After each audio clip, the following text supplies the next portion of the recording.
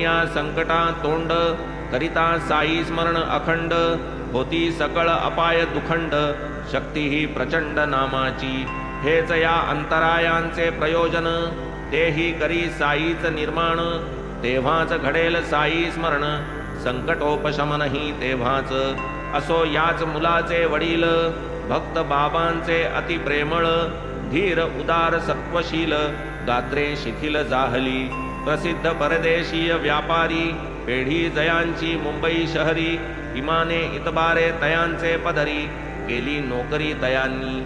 पुढे होता वृद्धापकाळ, नेत्रांस येऊ लागली झाकळ, इंद्रिये निजकार्ये विकळ, वांछिती निश्चळ आराम।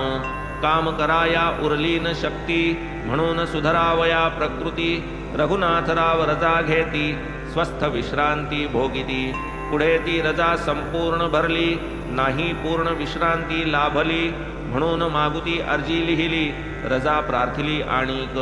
अर्जी देखून या उपरी, अपेक्षित रजेची शिफारस करी, परी त्या पेढीचे वरिष्ठाधिकारी, पूर्ण विचारी दयाळू, धनी मनाचा उदार, पाहून आपुला इमानी चाकर, देई प्रेमाची अर्धी भाकर, पुढील चरितार्थ चालावया।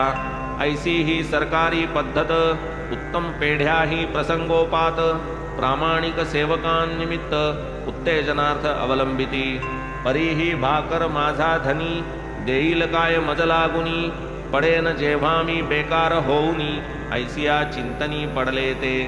150 अवघा माझा पगार, पाऊणशेंच्या पेन्शनावर, पडेल दिनचर्येचा भार, मनात विचार घोळत। परी पुढे जाहली मौज, पहा बाबांचे नवल भोज, रघुनाथरावांचे कुटुंबा हितगुज, पुसती ते चोज परिसिजे।